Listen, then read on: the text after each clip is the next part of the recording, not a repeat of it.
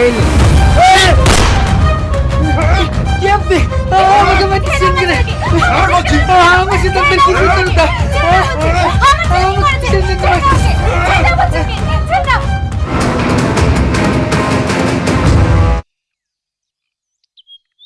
আমি দুদিন ধরে কিছু খাইনি, খুব খিদে লেগেছে। আমাকে একটা পাউরুটি দে না, পাউরুটি দে না। উঠ এখান থেকে, নোংরা হাত আমার গায়ে হাত দিলি।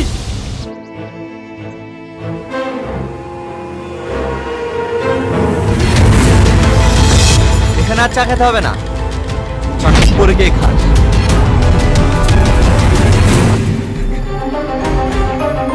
তুই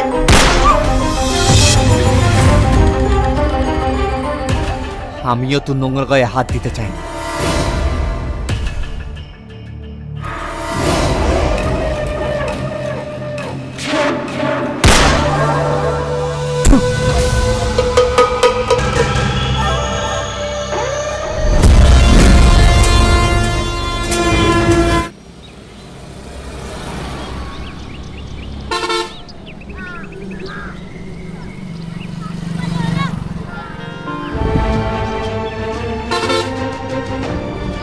তুমি কি চোখে দেখতে পাও না? না। ঠিক আছে চলো, আমি তোমাকে রাস্তাটা পার করে দিচ্ছি।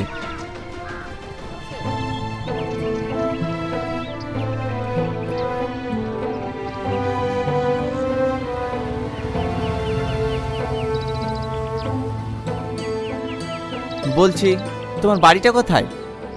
এই সামনের গলিতে। ও আচ্ছা, তুমি একলা বাজারে কি করতে এসছো? তোমার সঙ্গে কেউ আসেনি? না, ভাই কাজে গেছে আর মার শরীরটা খুবই খারাপ, তাই আমি একা এসেছি ওষুধ নিতে। বুঝতে পেরেছি। ঠিক আছে চলো, আমি তোমাকে বাড়িতে পৌঁছে দিয়ে আসি।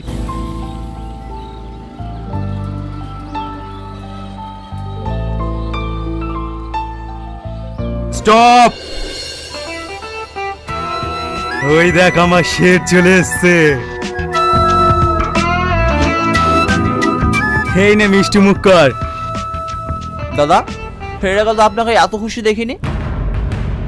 আরে আমার এত খুশির কারণটাই তো হচ্ছে তুই। কাজের কথায় আসুন, নেক্সট টার্গেট কে?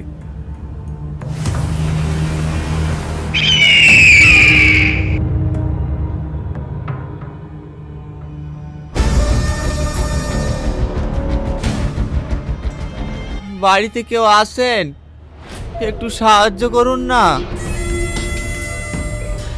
কিছু বল বাবা। হ্যাঁ মা, আমার স্ত্রীর ব্রেন টিউমার, ও অপারেশন করতে অনেক টাকা লাগবে, কিছু টাকা দিয়ে সাহায্য করুন না। আমার ভাইকে কেউ মারো না, আমাদেরকে দেখার মতো আমার ভাই ছাড়া কেউ নাই। আমি তোমাদেরকে সাহায্য করছি, দয়া করে তোমরা আমার ভাইকে ছেড়ে দাও।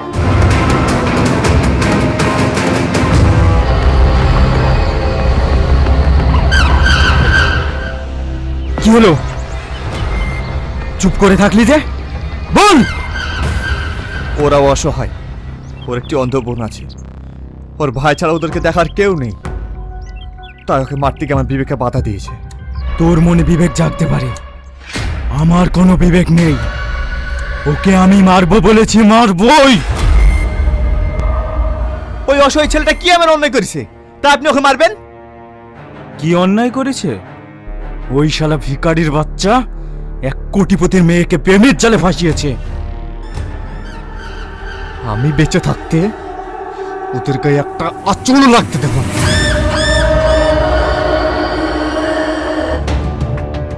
বাড়িতে কেউ আছেন? কে? কি ব্যাপার, তুমি আমাদের বাড়িতে? হ্যাঁ আমি, তোমার মায়ের সঙ্গে কিছু কথা আছে। কি ব্যাপার তুমি? আমার ছেলের কোনো ক্ষতি করো না, ও কোনো অন্যায় করেনি। জানি আপনার ছেলে কোনো অন্যায় করেনি, তাই আপনার ছেলেকে বাঁচানোর জন্য আমি এসেছি। আপনাদেরকে এক্ষুনি এবারে ছাড়তে হবে, তাহলে আপনার ছেলে যে কোনো সময় বিপদ হতে পারে। তাই বলছি তোমার এই বাড়ি ছেড়ে দে, আমার সাথে চলো।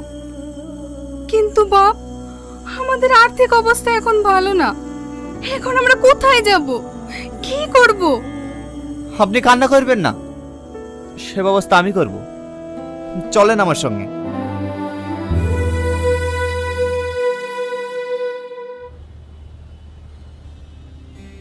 বাপ তুমি এসছো? আজ আমি রান্না করতে পারিনি মধু, গ্যাস ফুরিয়ে গেছে তো। তার জন্য আমি খাবার নিয়ে এসেছি। এইলেন, আমি এখন কাজে যাচ্ছি, কাজ থেকে ফেরার পথে আমি গ্যাস সিলিন্ডার নিয়ে আসবো। এই বুড়ি কি বলতে তেমন কথা বলছি রে? হ্যাঁ আমি ঠিকই বলছি, এইসব মানুষকে বিশ্বাস নাই, স্বার্থের জন্য এরা সব কিছু করতে পারে।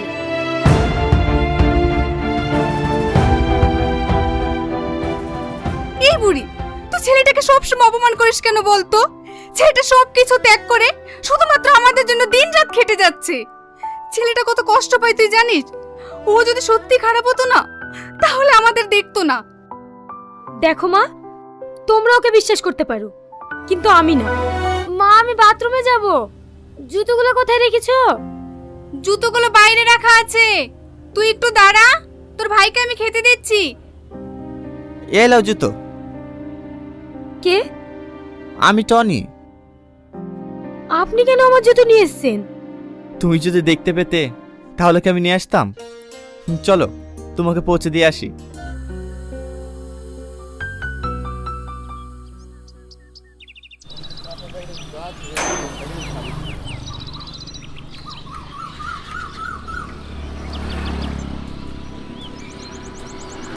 কি ব্যাপার, তুমি এখানে এসছো কেন? আমি আপনার জন্য খাবার নিয়ে এসেছি। তুমি আবার কষ্ট করে আমার জন্য খাবার নিয়ে আসতে গেলে কেন? আমি তো হোটেলেই খাই। বাইরের খাবার ভালো না, প্রতিদিন বাইরের খাবার খেলে পেটে অসুখ হবে। না না, আপনাকে খেতে হবে না, আপনার কষ্ট হবে, আমি আপনাকে খাইয়ে দিচ্ছি।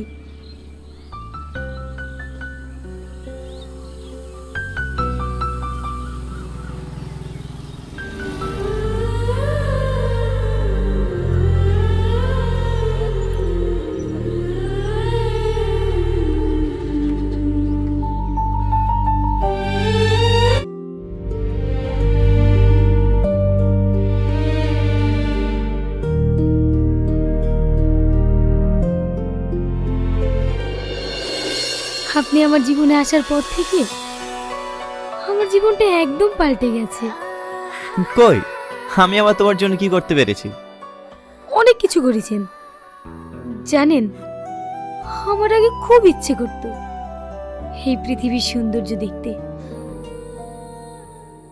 কিন্তু আপনাকে পাওয়ার পর থেকে আমি চোখে না দেখেও সব সৌন্দর্য অনুভব করতে পারছি।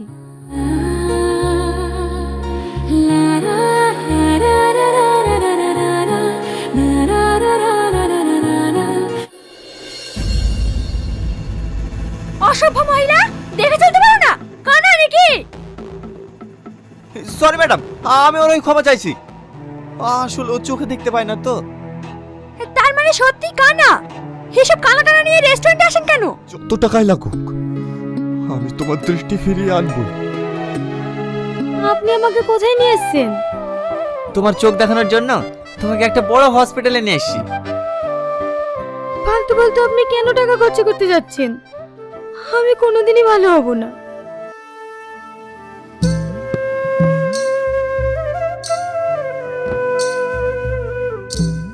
দেখুন, ওর যে চোখের কন্ডিশন দেখলাম, আই থিঙ্ক অপারেশন করালে 80% ভালো হওয়ার চান্স আছে। আচ্ছা ডাক্তার বাবু, অপারেশন করালে তাও কত টাকা খরচ হতে পারে? মিনিমাম 10 লাখ। আজকে নাইটে আমি লন্ডন ফিরে যাব, আজ যদি ক্যাশটা জমা করতে পারতেন তাহলে ওর অপারেশনটা হয়ে যেত, নইলে আবার 6 মান্থ পর আসবো। ঠিক আছে ডাক্তার বাবু, আমি আজকে অপারেশন করাবো। আপনি তাড়াতাড়ি ভর্তির ব্যবস্থা করুন, আমি যেভাবে হোক টাকা নিয়ে আসছি। দাদা, দাদা,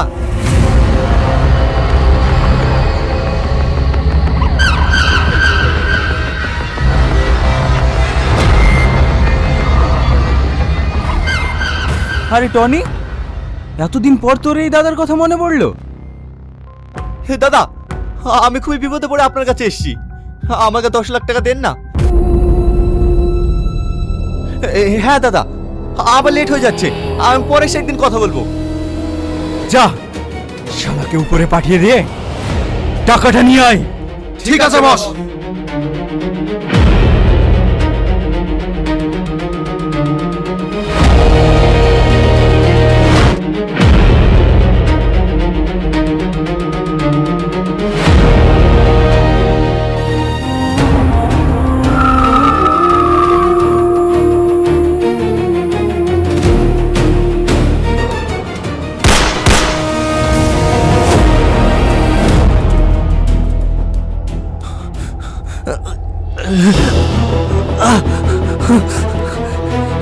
সোহেল!